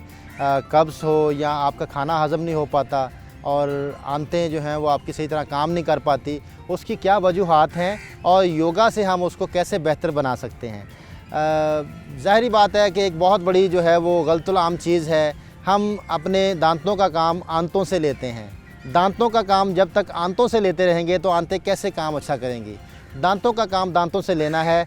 मसलन खाना चबा के खाना है, हम खाना चबा के नहीं खाते, हम खाने को, लुकमे को मैक्सिमम जो है वो 2 से 4 दफ़ा चबाते हैं और निगल लेते हैं। अगर हम एक लुकमे को कम से कम 20 दफ़ा चबाएंगे तो हमारी आंतें ख़राब नहीं होंगी। ये सबसे पहला जो है वो लेसन है। अगर इंसान अपने सिर्फ दांतों को सही तरह से इस्तेमाल करना शुरू कर दे तो आंतें बेहतर रहना शुरू हो जाएंगी। दांत और आंत बहुत आपस में मिलते हैं, तो दांतों का काम आंतों से नहीं लेना। अब दूसरा आते हैं प्रेशर पॉइंट कौन से हैं, ब्रीदिंग कौन सी कर सकते हैं, मुद्रा कौन सा कर सकते हैं और पोस्चर कौन से कर सकते हैं। सबसे पहले हम ब्रीदिंग से शुरू करते हैं। अगर आपने पेट को साफ़ करना है तो ब्रीदिंग कौन सी करनी है, उसके लिए आपको सिंपल योगिक प्राण करना है। डायाफ्रामेटिक नाभि प्राण कहते हैं इसको अगर आप सर्च करेंगे तो नाभि प्राण के नाम से योग की संस्कृत ज़ुबान में लफ्ज़ है, और अगर आप इंग्लिश में सर्च करते हैं तो डायाफ्रामेटिक ब्रीदिंग कहते हैं इसको। उसका करने का तरीका कोई मुश्किल नहीं है, बहुत आसानी से आप किसी भी जगह बैठ जाएं, सोफ़े पे बैठ जाएं, आप ज़मीन पे बैठ जाएं, आप चटाई पे बैठ जाएं, मैट पे बैठ जाएं, ग्राउंड में चले जाएं तो और अच्छा है, ग्रीनरी हो तो आपको फ्रेश ऑक्सीजन मिल जाएगी। जब भी आप सांस निकालते हैं तो आपके जो कार्बन डाइऑक्साइड है ये फुजला होता है, गंदगी होती है, आपके अंदर जो सफाई नहीं हो पाती। अल्लाह ताला ने जो है वो जिस्म के सफाई के ज़राए बनाए हैं। एक ज़रिया है आप का पसीना, आपको पसीना आता है तो अंदर से टॉक्सिन्स निकलते हैं, वो आप एक्सरसाइज करें तो फिर ही वो पसीना निकलता है, टॉक्सिन्स खारिज होते हैं, और एक फुजला खारिज होता है, यूरिन खारिज होता है। और इसी तरह ही आपका जो चौथा ज़रिया है वो सांस है, वो जो 24 घंटे चलता है। इसको अल्लाह ताला ने 24 घंटे चलाया हुआ है। हम सांस के ऊपर फोकस ही नहीं करते, ना लेने पे ना निकालने पे। हम में से जितने लोग हैं वो कहते हैं डीप ब्रीदिंग करें, लंबा सांस लें। भाई लंबा सांस कैसे अंदर जाएगा जब तक आप खाली नहीं करेंगे। किसी बर्तन में पहले से कोई चीज़ भरी हुई हो तो उसमें नई चीज़ तो नहीं डाली जा सकती। तो आज हम जो प्रैक्टिस करने वाले हैं इसको नाभि प्राण कहते हैं। इसमें सबसे पहले सांस को बाहर निकाला जाता है, खारिज किया जाता है। नाक के ज़रिए खारिज कीजिएगा, मुंह के ज़रिए मत कीजिएगा। जो लोग मुंह के ज़रिए सांस निकालते हैं उनके मुंह में गर्मी दाने बहुत बनते हैं, जो छाले मुंह में अक्सर लोगों के बन जाते हैं, वक्त से पहले दांत गिर जाएंगे। तो याद रखिए कि सांस को जब भी आपने खारिज करना है नाक के ज़रिए करना है, ले आप मुंह के ज़रिए सकते हैं, क्योंकि वो फ्रेश ऑक्सीजन मुंह के ज़रिए आपके अंदर चली जाएगी। लेकिन खारिज करते हुए आपके गंदगी निकलती है, उसको मुँह से मत निकालिएगा, वो दांतों के अंदर रह जाती है, मुँह के अंदर रह जाती है। तो नाक से खारिज करेंगे। अब आप सांस को खारिज करेंगे और पेट को हरकत में लेके आएंगे। आपने कभी छोटे बच्चे को देखा सांस लेते हुए? वो सांस लेता है तो उसका पेट हिलता है, सीना नहीं हिलता। और हमारा सीना क्यों हिलता है? जब हम किसी को बोलते हैं लंबा सांस लो, वो करता है सीने को ऊपर उठाता है। इससे आपके दिल की धड़कन तेज़ हो जाती है। ये लंबा सांस नहीं है, ये आपने आधे अपने फेफड़े दबा दिए पसलियों के ज़रिए, आपके रिब्स ने आपके नीचे लंग्स की तह को दबा दिया। तो ये डीप ब्रीदिंग तो किसी तरफ से नहीं हो रही। आपने अगर डीप ब्रीदिंग करनी है तो उसके लिए आपको पेट को फुलाना होगा, सीने को रिलैक्स करना होगा, ताकि लंग्स की जो नीचे तह है वहाँ तक आपका ऑक्सीजन लेवल पहुँच सके, जो कि नेचुरल है। मैं बच्चे की मिसाल इसलिए दे रहा था कि छोटे बच्चे को आप देखें तो वो नई मशीन दुनिया में आती है, वो सही चल रही होती है। ये सांस हमारा ऊपर क्यों शिफ्ट हो जाता है, उसकी वजह यह है कि हम पास्ट और फ्यूचर में रहते हैं। जैसे जैसे दिमाग आउट होगा वैसे वैसे सांस ऊपर आ जाएगा। जैसे जैसे आपका दिमाग खाली होगा, सोचें ख़त्म होंगी, आपका सांस नीचे पेट तक चला जाएगा। मतलब पेट से हरकत होना शुरू हो जाएगी। सांस तो लंग्स में जाएगा लेकिन पेट हिलना शुरू हो जाएगा। आप किसी गहरी नींद में सोए हुए इंसान को देखें तो उसका पेट हिल रहा होता है। जब वो लंबी सांसें चल रही होती है उसकी ऑटोमेटिक उसकी सांसें लंबी हो जाती हैं, क्योंकि दिमाग खाली हो गया, वो सो रहा है, गहरी नींद में पहुंच गया है, उसके दिमाग में कोई फाइल नहीं खुली हुई। तो आज हम जो है वो नाभि प्राण को सीखेंगे। लंबा सांस लिया, आप पेट को दबाते हुए, शुरू में आप हाथ रख सकते हैं, सांस निकालें। जब आप पूरा पेट को दबाएंगे तो आपको लंबा सांस खुद ब खुद आएगा, लेना नहीं पड़ेगा। सांस आपने पेट को हल्का हाथ से दबाते हुए निकालना है। अच्छा, इस ब्रीदिंग को अगर लेट के करें, लेग्स फोल्ड करके, तो इसका रिजल्ट ज़्यादा आता है। ऐसे लेट जाएं और हाथ यहाँ पे रख लें, लंबा सांस लें। अब सांस निकालते हुए पेट को नीचे दबाएं, बहुत आहिस्ता आहिस्ता।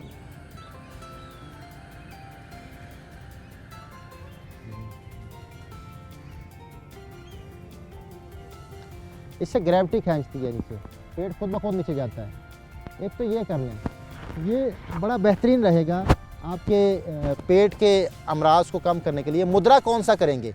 अगर आपको पेट में किसी किस्म के मसाइल हैं, गड़बड़ है, गैसेस हो जाती हैं और आपका डाइजेस्टिव सिस्टम ठीक नहीं है, कब्ज़ रहती है, तो अपान मुद्रा बनाएं। दरमियान की 2 उंगलियां अंगूठे के साथ मिला लें। किसी भी जगह पे बैठ के या लेट के 15 मिनट के लिए दिन में 2 से 3 दफ़ा आप बनाएं, और इससे जो है वो आपको स्टूल पास होगा ईजीली। और इसको आप हाजत के वक्त भी कर सकते हैं, उस वक्त ये बड़ा बेहतरीन काम करता है। और अब प्रेशर पॉइंट की तरफ आते हैं। प्रेशर पॉइंट आपकी जो हथेली है ये आपके पेट है, लेफ़्ट हैंड के ऊपर। अगर आप ये शहादत की उंगली बिल्कुल लाइन में आए और ये एज लाइन के ऊपर आ जाए, एज लाइन के ऊपर यहाँ पे आप दबाएंगे तो यहाँ पेन फील होगी, पेन फील होगी। तो ये पेन नहीं होनी चाहिए। आपने इसको दबाना है इस तरफ से, ऐसे नहीं दबाना। हाथ को इस तरफ से डालें और यहाँ दबाएं, और ये दबा दबा के 5 मिनट आप इसको दर्द को ख़त्म करें। 5 मिनट इसको दबाएं, बार बार दबाएं। इससे आपके आंतें बेहतर होना शुरू हो जाएंगी। ये बड़ी आंत के प्रेशर पॉइंट हैं। और अगर आपने जो है वो करना है, उसको कब्ज़ को ख़त्म करना है, तो फिर आप ये बड़ी उंगली जो है इसके जोड़ के ऊपर दबाएंगे, जोड़ के ऊपर, जोड़ की तरफ। ये बड़ी उंगली इसके जोड़ की तरफ दबाएंगे, जोड़ के ऊपर।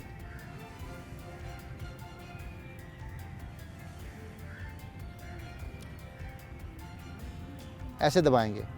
और अगर अपने पैरों की जो सेंटर के ये पॉइंट हैं, इसके ऊपर आप मसाज करें, ये सेंटर में जो कर्व है, कर्व के अंदर आप कोई भी ऑयल लगा के ऐसे मसाज करते हैं ज़ोर ज़ोर से, तो आपका पेट सॉफ्ट हो जाएगा। आपके पेट में अगर सख्ती रहती है, कब्ज़ रहती है, बहुत ज़्यादा पेट टाइट होता है, तनाव का शिकार है, तो आप यहाँ पे ऑयल से ख़ुद भी मसाज कर सकते हैं और किसी से भी करवा सकते हैं। कोई भी लोशन लगा लें या कोई भी आप जो है वो किसी किस्म का तेल लगा के इसको जो है सॉफ्ट करते हुए अपने पैरों की तलवों को आप मसाज करेंगे तो आपका पेट सॉफ्ट होना शुरू हो जाएगा। ये चंद जो है वो चीज़ें अगर आप अपनी लाइफ में ले आएँ तो बग़ैर किसी मेडिसिन के आप जो है वो अपने पेट को बेहतर रख सकते हैं। इसके साथ ही आपसे इजाज़त चाहेंगे और अगला इसका जो पार्ट है वो हम दूसरे किसी प्रोग्राम में आपके साथ डिस्कस करेंगे। बहुत शुक्रिया। योगी नईम साहब हमारे साथ मौजूद थे और उन्होंने आज हमें टिप्स दी हैं कि किस तरह आप अपनी पेट की बीमारियों से बच सकते हैं योगा के थ्रू। ये छोटी छोटी टिप्स हैं जो आप योगा के आसन घर पर कर सकते हैं और सेहतमंद रह सकते हैं। तो जनाब आगे बढ़ते हैं, मज़ीद किताबों के हवाले से बात कर लेते हैं और आज किस किताब के साथ हमारा तारुफ़ करवाया जा रहा है। प्रोफेसर अहमद हमाद साहब इस सेगमेंट में हमारे साथ मौजूद हैं, उनकी तरफ चलते हैं और आज की किताब का तारुफ़ सुनते हैं। जी अहमद साहब बताइए। शुक्रिया मुनीबा। एक सुबह जब वो जागी तो उसे मालूम हुआ कि उसकी दाहिनी आंख बाहिनी आंख से अलग देखती है और दायां हाथ बाएं हाथ से अलग है और उनका बाहमी रब्त टूट चुका है और इन चारों ने बाहम काम करने से इनकार कर दिया है। तब वो अपने इस आधेपन पर बहुत परेशान हुई। खौफ का एक घना स्याह मरगूला उसके चारों समत फैल गया और सहम कर उसने दोनों हाथों से चेहरा छुपाना चाहा, मगर इन दोनों हाथों से उसका चेहरा छुप न सका और आधा चेहरा उनकी गिरफ्त से बाहर था। एक जानिब हाथों की नरम गर्म पनाह थी, मगर दूसरी जानिब गर्मी का तेज़ सूरज और खाक उड़ाती सुबह। चुनाचे उसने अपने चारों जानिब देखा और किसी को पुकारना चाहा कि देखो ये क्या माजरा है, मगर चढ़ती धूप में अभी तक सब महवे ख्वाब थे और उनकी गर्म सांसों की आवाज़ कमरे में भरी थी। वो उठी और उठकर हर एक के करीब गई और देखा कि हर कोई सालम है और मीठी गहरी नींद में मुस्कुराता है और उनकी इस मीठी गहरी नींद पर उसने इत्मीनान का सांस लिया और मुंह पर ठंडे पानी के छींटे मारे, मगर तब उसको मालूम हुआ कि बीचों बीच उसके चेहरे के दो हिस्से हो चुके हैं। ये अफसाना है आधी औरत। आपको इसके उसलूब से अंदाज़ा हो गया होगा कि ये मामूली अफसाना या रूटीन का अफसाना, रिवायती अफसाना नहीं है। ये रिवायत से हट के है, ये गैर मामूली है, ये सीधा सीधा बयानिया नहीं है, बल्कि ये अलामती अफसाना है। तो जब भी उर्दू अफसाने में अलामत का ज़िक्र आएगा, खालदा हुसैन का नाम सबसे पहले आएगा। तो आज की जो किताब है वो खालदा हुसैन के अफसानों पे मबनी किताब है और इस किताब का नाम भी इंतखाब खालदा हुसैन। ये इंतखाब किया है डॉक्टर आसिफ फर्रुखी साहब ने और इसको ऑक्सफोर्ड ने शाया किया है। आज की इस किताब को हमने मुंतखब इसलिए किया कि खालदा हुसैन ने जिस दौर में अफसाना लिखा, उस दौर में इस रंग का अफसाना बहुत कम लिखा जा रहा था। अफसाने के बारे में मैं ज़रा सा अर्ज़ करता चलूँ कि ज़्यादातर मुहक्किकीन ये कहते हैं कि 1904 या 1905 में इसका बाकायदा आगाज़ हुआ शॉर्ट स्टोरी राइटिंग का। ठीक है जी, प्रोफेसर अहमद हमाद साहब हमारे साथ मौजूद थे। आज की किताब के हवाले से उन्होंने हमें अपडेट किया है। अहमद साहब आपका बेहद शुक्रिया। अब आगे बढ़ते हैं जनाब और एक बड़े ही होनहार कह लें कि नौजवान से आपकी मुलाकात करानी है जिन्हें हाल ही में लेडी डियाना अवार्ड से नवाजा गया है। और ये लेडी डियाना अवार्ड है क्या, किन को मिलता है, आपकी मुलाकात उनसे करानी है, उनसे जानेंगे किन किन खिदमात की बिना पर उनको ये अवार्ड दिया गया है। क्योंकि वक्त की थोड़ी सी शॉर्टेज है तो मैं चाहूँगी कि आप उनसे डायरेक्ट ही मिल लें तो वो ज़्यादा बेहतर होगा। हमारे साथ इस वक्त इन स्टूडियोज़ में फ़ाहद शहबाज मौजूद हैं जो कि यूथ जनरल असम्बली के सदर भी हैं और आइनी वकील भी हैं। फ़ाहद आपको वेलकम कहती हूँ जागो लाहौर में, कैसे हैं आप? अल्हम्दुलिल्लाह जी, thank you for having me. इस फ़ाहद सबसे पहले तो कॉन्ग्रेचुलेशन कि आपको इस अवार्ड से नवाजा गया है। तो बताइए क्यों ये अवार्ड मिलता है, किन खिदमात की बना पर ये मिलता है? ये अवार्ड 1999 में शहज़ादी डियाना की याद में ये एक इदारा तमीर किया गया था डियाना अवार्ड के नाम से, जिसे प्रिंस हैरी है और प्रिंस विलियम जो हैं वो इस इदारे को ऑन करते हैं। तो ये हर साल जो 25 साल तक की उम्र के अफराद हैं उनको उनकी समाजी खिदमात के एतराफ़ में दिया जाता है। सही, क्या बात है। और इस साल आपको मिला है जी।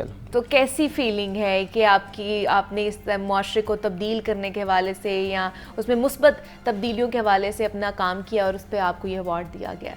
जी, अल्लाह ताला का लाख शुक्र है, पेरेंट्स की दुआएं हैं और उसके साथ साथ जो मेरा इदारा है यूथ जनरल असेंबली, उसके तमाम लोगों की कंट्रीब्यूशन है, क्योंकि हमने अगस्त 2015 से ये काम शुरू किया था। अच्छा। और ये 8 साल की मेहनत थी, ये 8 साल की रियाजत के बाद अब जब उसका समर मिल रहा है तो जो वो खुशी है उसकी कोई इंतहा नहीं।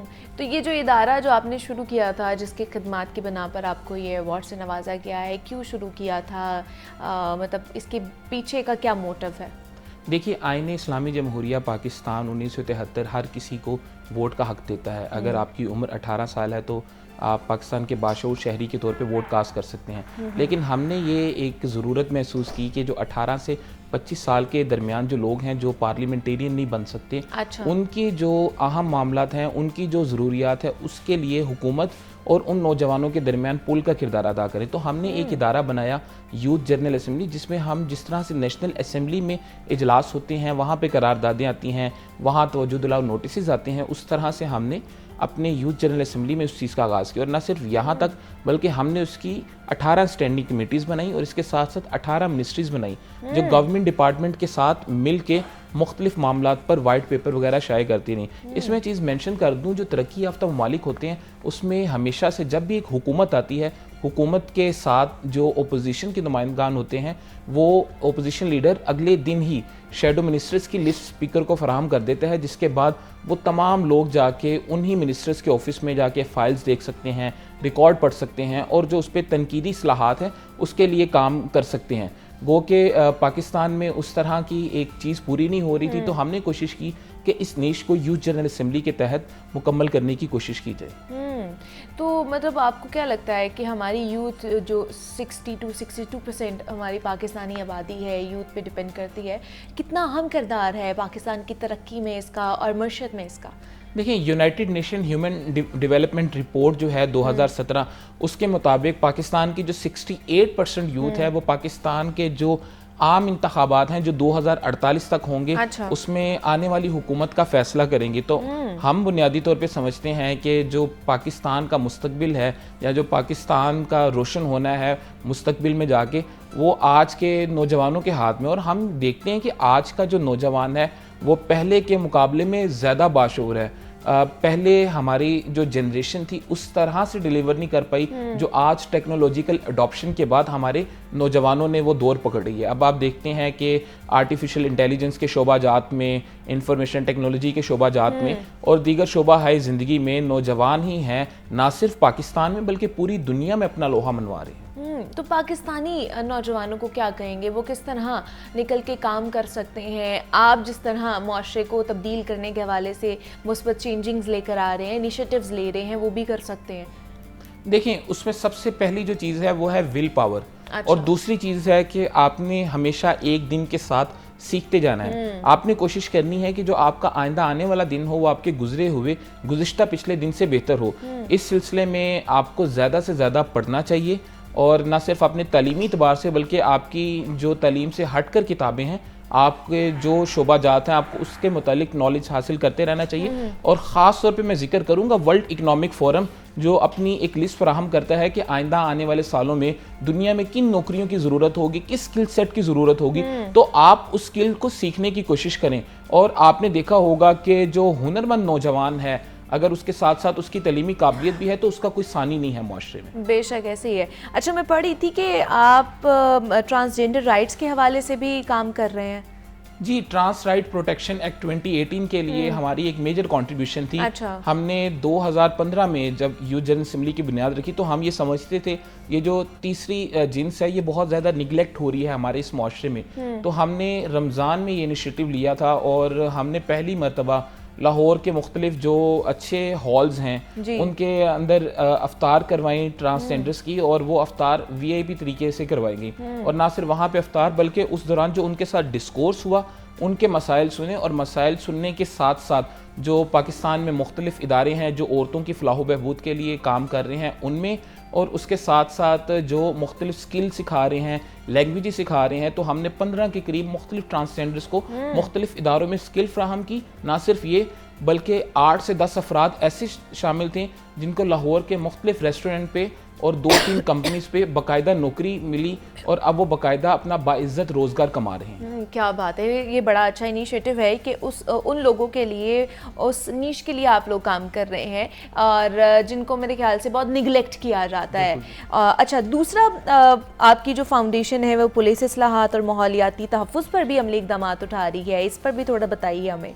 देखिए 2020 में मैंने फ़हद शहबाज फाउंडेशन की बुनियाद रखी, जिसमें हमारी कोशिश ये थी कि माहौलियाती तहफ़्फ़ुज़ और उसके साथ साथ जो क्रिमिनल जस्टिस सिस्टम है, ख़ास तौर पर मैं जिक्र करना चाहूँगा पुलिस रिफॉर्म, उसके लिए हम काम करें। तो हमने एक प्रोजेक्ट इनिशिएट किया पुलिस, अदलिया और आवाम के नाम से, हमने जिसमें डिफरेंट राउंड टेबल कॉन्फ्रेंसेस करवाई, जिसमें हमने मुख्तलिफ गैर मुनाफा बख्श इदारों को भी बिठाया, हमने उसके साथ साथ जो पुलिस के अफराद हैं हमने उनको भी बिठाया। तो हमने इस पर एक बाकायदा पॉलिसी पेपर तैयार किया। मिसाल के तौर पे हम समझते हैं कि पुलिस का जो रिक्रूटमेंट का अमल है वो मज़ीद मौसर हो सकता है, उनकी जो तरबियत का अमल है वो मज़ीद मौसर हो सकता है। अच्छा। और उसके साथ साथ जो टेक्नोलॉजी की इस्तिलाहात हैं वो पुलिस को अपनानी चाहिए। और ना सिर्फ ये बल्कि अगर हम इसको जेंडर लेंस से भी देखें तो जो ख़वातीन पुलिस अफसरान हैं या जो ख़वातीन पुलिस रैंकर हैं उनके लिए तो हमारी जो एक जेंडर बेस्ड वायलेंस थी राउंड टेबल कॉन्फ्रेंस हमने पिछले साल करवाई। अच्छा। तो उसकी करारदाद में ये शामिल था कि ये तमाम जो ख़वातीन उनके बेहतरी के लिए पुलिस काम करे और ना सिर्फ यहाँ पे बल्कि इन पुलिस एहलकारों की तनख्वाहों पे बेहतर किया जा सके ताकि जो हमारे यहाँ इन्वेस्टिगेशन का निज़ाम है पुलिस का वो बेहतर हो सके। इसके अलावा हमारा जो दूसरा इनिशिएटिव था पुलिस, अदलिया और अवाम में जो अदलिया का कंपोनेंट था, क्योंकि हम ये समझते हैं कि पुलिस, अदलिया और अवाम ये तीनों को हम आहंग होना चाहिए ताकि पाकिस्तान में अगर निज़ाम इंसाफ ठीक हो तो आइंदा आने वाले तमाम के तमाम अहदाफ मुकम्मल किए जा सकते हैं। तो उस सिलसिले में हमने आइनी सेमिनार्स करवाए, लोगों के अंदर ख़ास तौर पे जो आइनी इस्लामी जमहूरिया पाकिस्तान के फंडामेंटल राइट्स हैं उस पर बात की। और इसमें ख़ास तौर पे जहाँ पे माहौलियाती आलूदगी की बात है तो 2020 से लेकर 2022 तक हम ऑलमोस्ट 3 लाख पौधे पूरे पाकिस्तान में लगा चुके हैं। वाह जी वाह। और ये इनिशिएटिव आप लोगों ने खुद लिए, कोई किसी की सपोर्ट नहीं मिली है, कोई इदारे की, जो गवर्नमेंट इदारे हैं? नहीं, ये हुकूमत के इदारे के साथ नहीं किया, ये नौजवानों ने और मुख्तलिफ हम स्टूडेंट्स ने मिलकर अपने तौर पर इनिशिएटिव लिया। और कोई नए इनिशिएटिव्स लिए जा रहे हैं आपकी तरफ से?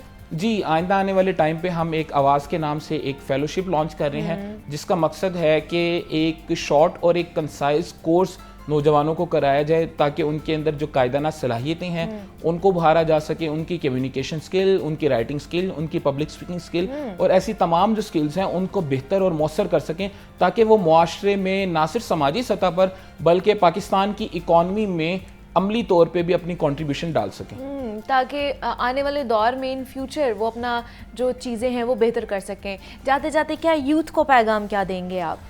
यूथ को यही पैगाम है कि आप खुद पे यकीन रखें और पाकिस्तान का जो वक्त है अभी थोड़ी हम समझते हैं कि मायूसी ज़रूर है, लेकिन हमें जिस तरह की खबरें आ रही हैं, जिस तरह की चीज़ें हमारे सामने आ रही हैं, तो वो एक चीज़ ये इस बात का अदा करती है कि पाकिस्तान में पोटेंशियल मौजूद है, पाकिस्तान के नौजवानों में पोटेंशियल मौजूद है। और ख़ास तौर पे जो आज 2023 है, दुनिया ग्लोबल विलेज बन चुकी है। टेक्नोलॉजिकल अडॉप्शन के बाद आप ख़ुद को भी दुनिया के सामने मनवा सकते हैं और इसके साथ साथ आप मुल्क पाकिस्तान का नाम भी रोशन कर सकते हैं। बस यही है कि आप अपनी तालीमी सरगर्मी के साथ साथ जो आपकी गैर निसाबी सरगर्मियां उस पर भी काम करें और उसके साथ अपना स्किल सेट बेहतर करें ताकि आप माशरे में बेहतर कंट्रीब्यूट कर सकें। बेशक ऐसे ही है। फ़हद शहबाज हमारे साथ मौजूद थे। फ़हद, बहुत शुक्रिया आपके वक्त का कि आप यहाँ पर आए। और जनाब, उम्मीद करते हैं कि आज का प्रोग्राम आपको पसंद आएगा। मुझे इजाज़त दीजिए, अपना ख्याल रखिएगा। अल्लाह हाफ़िज़।